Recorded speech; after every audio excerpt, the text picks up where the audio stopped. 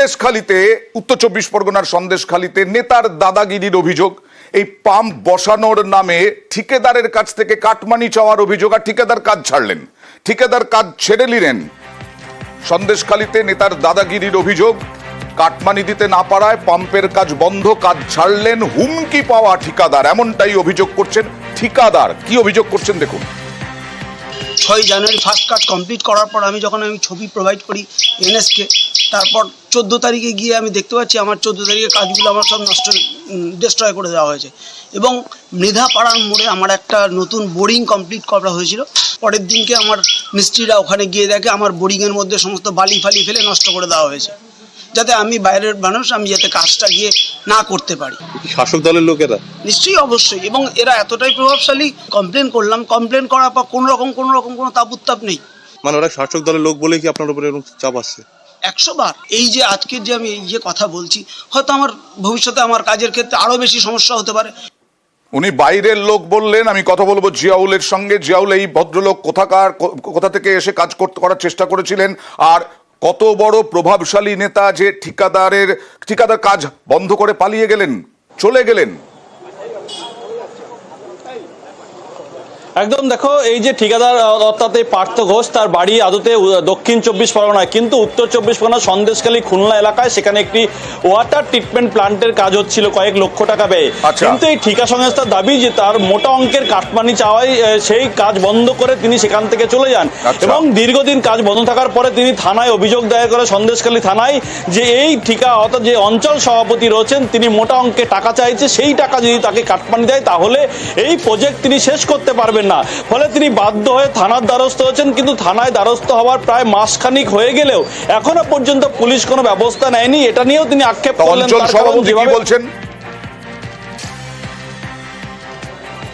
দেখো, অঞ্চল সভাপতির স্পষ্ট দাবি, এই ঠিকা সংস্থা নাকি নিম্নমানের সামগ্রী দিয়েছে, এবং এই যে সাবমার্শাল বসানোর কথা, সেই সাবমার্শালও ঠিক মতন বসাচ্ছেন না। ফলে এলাকার মানুষের সমস্যা হচ্ছে, এলাকার মানুষের ফলে এলাকায় একটি আর্সেনিক যুক্ত এলাকা, আর্সেনিক মুক্ত পানীয় জলের জন্যই তিনি এই প্রজেক্ট বসানো হয়েছিল সরকারি পক্ষ থেকে, কিন্তু সেখানে মোটা অঙ্কের টাকা, এবং অন্যদিকে এই ঠিকা সংস্থা নিম্নমানের সামগ্রী দেওয়ায় তিনি নাকি কাজ বন্ধ করে তিনি চলে গেছেন। ফলে একদিকে তারা অভিযোগ করেছেন, অন্যদিকে পঞ্চায়েতের পক্ষ থেকে অভিযোগ করা হয়েছে, অভিযোগ অস্বীকার করলেন। দেখুন, সাবমার্শাল বসিয়ে তারপরের দিন গ্রামের লোকেরা বলছে যে ওনার মিস্ত্রিরা এসে তুলে নিয়ে চলে গেছে সাবমার্শাল। গ্রামবাসীরা জিজ্ঞাসা করলো ওনাকে সাবমার্শাল নিয়ে যাচ্ছেন কেন, উনি বলছেন যে এর থেকে ভালো মানের সাবমার্শাল বসানো হবে। তারপর উনি এসে বলছেন আমার কাজ কমপ্লিট হয়ে গেছে, পেমেন্ট দিন। গ্রামের লোকেরা বলছে আমরা জল পাচ্ছি না। পঞ্চায়েত থেকে সেক্রেটারি প্রধান বলেন যে আপনারা কাজটা কমপ্লিট করুন, তারা পেমেন্ট পাবেন। উনি বলেছেন আমাকে 3 দিন সময় দেন, আমি কাজ কমপ্লিট করে দেবো। তার মধ্যে উনি এই অভিযোগ করছেন।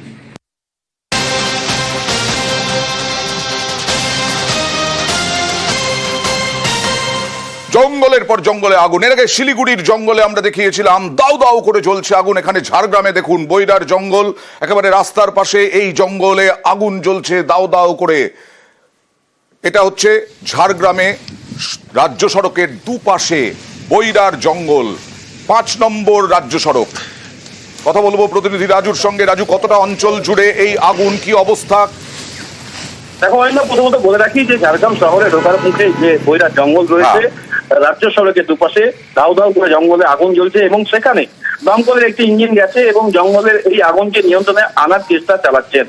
মূলত তারা পথচারীর কাছ থেকে ফোন পেয়েই সেই জঙ্গলে গিয়ে পৌঁছান এবং জঙ্গলের যে দাউ দাউ করে আগুন জ্বলছে সেই আগুনকে নিয়ন্ত্রণে আনার চেষ্টা চালাচ্ছেন। কিন্তু তার পাশেই এখান থেকে এই বৈরার জঙ্গল থেকে মাত্র 1 কিলোমিটার দূরে রয়েছে বন দপ্তরের বিট অফিস। কিন্তু বন দপ্তরের তরফ থেকে কোন রকম কোনো কর্মী বা বন দপ্তরের কোনো আধিকারিক সেখানে গিয়ে পৌঁছায়নি।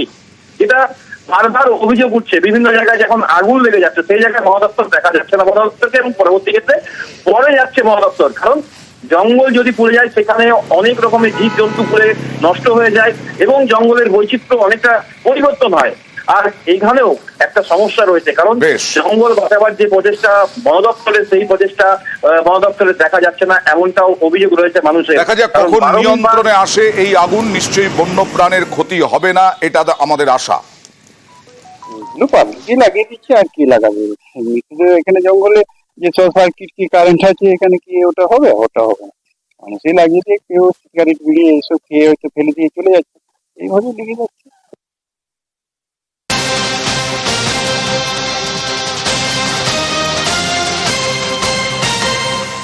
আবর্জনার পাহাড়ে ধস, জলের সমস্যা, জঞ্জাল সমস্ত কিছু ছেড়ে এখন বেলগাছিয়ায় তো ওইখানে আবর্জনা ফেলা যাবে না।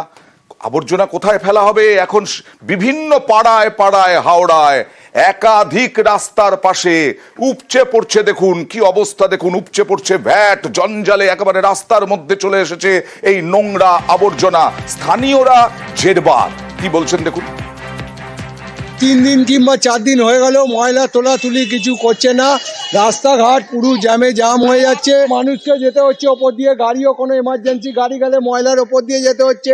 বলে কাউকে বলে কোনো কাজ হয় না, ওই আসে গাড়ি আসে, কখন নিয়ে যায় কখন নিয়ে যায় না, একদিন নিয়ে যায় তো 5 দিন পড়ে থাকে, একবার বড় গাড়ি ঢুকে গেলে ব্যাস হয়ে গেল, আর কেউ যেতে আসতে পারবে না। কথা বলবো প্রতিনিধি দেবাশিসের সঙ্গে। দেবাশিস, এটা কি দীর্ঘদিনের প্রবলেম নাকি হাওড়ার বেলগাছিয়ার এই ঘটনা ঘটার পরে প্রবলেমের শুরু? দেখো, দীর্ঘদিনের সমস্যা থাকলেও কিন্তু এই মুহূর্তে যে পরিস্থিতি, তা কিন্তু বেলগাছিয়া ভাগাড়ের যে আবর্জনা আর ফেলা যাচ্ছে না তার একটা বড় সড়ো কারণ। তার কারণ হাওড়া পুরসভার তরফ থেকে জানানো হয়েছে প্রতিদিন প্রায় 650 মেট্রিক টন আবর্জনা তোলা হয় গোটা শহর জুড়ে। তা কিন্তু গতকাল থেকে বন্ধ। তার কারণ আজকে যখন এই ডাম্পারগুলি হাওড়া পুরসভার 23টি ডাম্পার হারুপাড়ায় নতুন একটি জায়গা খুঁজে অস্থায়ীভাবে একটা ডাম্পিং গ্রাউন্ড তৈরি করার চেষ্টা করছিল, সেখানে বাধা সৃষ্টি হয় এবং সেই বাধা সৃষ্টির কারণে এই ডাম্পারগুলি যেহেতু কলকাতায় পাঠানো হয়েছে, ফলে নতুন করে শহরের কোনো আবর্জনা তোলা হয়নি। আর সেই কারণেই কিন্তু এই পরিস্থিতি রয়েছে। হাওড়া 55টি ওয়ার্ডের প্রত্যেকটি এলাকায় কম বেশি এরকম চিত্র কিন্তু উঠে আসছে। বেশ, না অরূপ রায় বিধায়ক, তিনি বলছেন মানুষকে সহযোগিতা করতে হবে, মানুষ বিক্ষোভ ক্ষোভ থাকতেই পারে মানুষের। দেখুন, মানুষের ক্ষোভের কথা মানুষ বলতেই পারে, কিন্তু তাই বলে যখন ডিসিশন নিয়েছে কর্পোরেশন, তখন কর্পোরেশন চিন্তাভাবনা করবে, এমএ ডিপার্টমেন্ট তারা ঠিক করবেন কোথায় ফেলা হবে। আমার মনে হয় মানুষের একটু কোঅপারেশন করা দরকার, উচিত। মানুষের এইভাবে বিক্ষোভ দেখানো উচিত নয়, কারণ কারো ক্ষতি করে আমরা কিছু করতে চাই না। একটু মানুষকে বুঝতে হবে একটা জায়গা, সেখানে একটা সমস্যা তৈরি হয়েছে, সেই সমস্যাটা নতুন করে যাতে তৈরি না হয়। এখানে যেমন সমস্যা রয়েছে জঞ্জালের, এ দেখুন আবর্জনার পাহাড়, বর্ধমানে ট্রেঞ্চিং গ্রাউন্ড, এখানেই বর্জ্য ফেলা হয়, নোংরা ফেলা হয়, তার পাশ দিয়ে রাস্তা দেখছেন, সাধারণ মানুষের যাতায়াত, এখানেই জীবন দুর্বিষহ। স্থানীয়রা বলছেন পাহাড়ের আয়তন নিয়েছে ট্রেঞ্চিং গ্রাউন্ডের জঞ্জাল, আর বৃষ্টি হলে কি হবে সে তো বোঝাই যাচ্ছে, আর কয়েকদিন পরেই তো বৃষ্টি শুরু। স্থানীয়রা কি বলছেন দেখুন। রাস্তার উপরে ফেলে যায়, আমাদের খুব অসুবিধা হয়, আমাদের প্রচন্ড অসুবিধা হয়, গাড়ি ঘোড়া যখন দাঁড়াতে হয় প্রচন্ড গন্ধ ছাড়ে, প্রচন্ড গ্যাস ছাড়া, তো গ্যাস নেওয়া যায় না, গাড়ির মধ্যে তুলে মাল ফাল প্রচন্ড গন্ধ ছাড়ে। রাস্তার উপরে ফেলে দিয়ে যায় তো, যে রাতের বেলা তখন ডুজারে করে তুলে আবার তখন গ্যাস ছাড়ে প্রচন্ড। বৃষ্টি হলে তখন তারপরে জল গড়ে আসে রাস্তার উপর দিয়ে, মানে কিছু করার নেই, নোংরার উপর দিয়ে যেতে হয়। যদিও বর্ধমানের সাধারণ মানুষকে আশ্বাস দিচ্ছে যে আগামী 6 মাসের মধ্যে সমস্যার সমাধান হয়ে যাবে। নিশ্চয়ই আমরাও আশা করি, কিন্তু আমরা নজরও রাখবো। সমস্তটা 5 কোটি টাকা খরচ করে গোটা ট্রেঞ্চিং গ্রাউন্ডে বড় উঁচু পাঁচিল দেওয়া হচ্ছে, যে মাল এরপরে আর বাইরে পড়ার কোনো সম্ভাবনাই থাকবে না। বড় ড্রেন হচ্ছে, ওখানে বিডিএ করছে, কেএমডিএ ওখানে কাজ করছে। আশা করি 6 মাসের মধ্যে ট্রেঞ্চিং গ্রাউন্ডে আর বর্ধমানবাসীর কোনো সমস্যা থাকবে না। হয়তো হাওড়ার বেলগাছিয়ার মতো নয়, কিন্তু ডানকুনিতে ডাম্পিং গ্রাউন্ড নিয়েও একটা আশঙ্কা।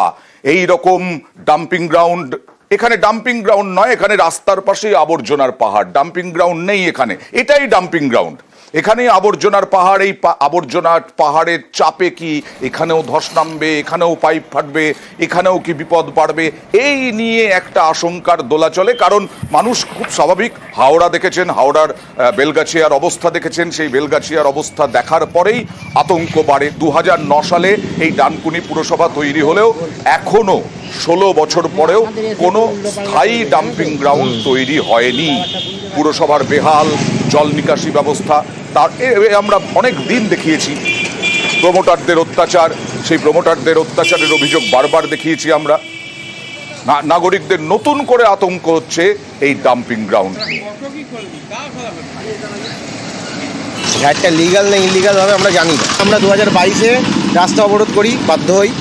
তখন এসে ভাইস চেয়ারম্যান আমাদেরকে প্রতিশ্রুতি দিয়েছিলেন যে 6 মাসের মধ্যে এই ভ্যাট ফেলা বন্ধ হবে। আজকে 2025, এখনও পর্যন্ত ভ্যাট ফেলা বন্ধ হয়নি, উল্টে বেড়ে গেছে। তো আজ হাওড়াতে বেলগাছিয়াতে যে অবস্থা আমরা দেখছি, মাটিতে ধস নামছে ভ্যাটের কারণে, আমরা এলাকাবাসী এখন খুবই অনিশ্চয়তার মধ্যে যে আমাদের এখানেও না ধস নেমে যায় বা আমার কোনো ক্ষতিঘাতক হয়। আমাদের একটা সমস্যা আছে, এটা অস্বীকার করার জায়গা নেই, কিন্তু আমরা যেখানে বসে আছি সেটাও না। আমরা অলরেডি আমাদেরই এই ডানকুনি বিল মৌজাতে আমরা জমি নিয়েছি, বা সেই জমিটাতে পরিকাঠামো তৈরি হচ্ছে। আগামী দিনে আমাদের এখানে একটা প্ল্যান করার চিন্তা ভাবনা আছে। তা কাজেই এইটার জন্য একটু সময় লাগছে, তার জন্য আমরা সবাই সচেষ্ট আছি এবং আশা করব খুব তাড়াতাড়ি আমরা এটাকে সমস্যাটা মেটাতে পারবো।